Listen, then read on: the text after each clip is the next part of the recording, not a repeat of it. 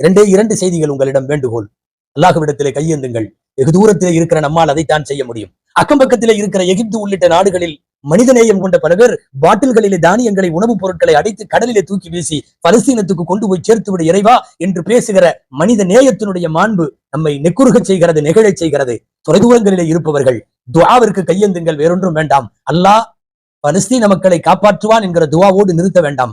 நாசமாய் போன இஸ்ரேலும் அழிந்து நாசமாகட்டும் என்று கேட்பதிலும் எந்த தவறுமோ அத்துமீறலோ அதிலே கிடையாது.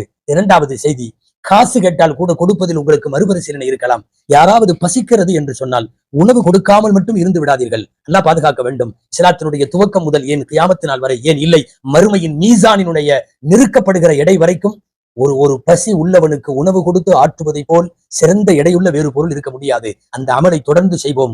ஜெகத்திற்கு உணவளிப்போம். தனி மனிதனுக்கு உணவில்லை எனில் ஜெகத்தினை அழிப்போம் என்கிற அந்த மூதுரையை உலகத்திற்கு உரத்து சொல்லுவோம்.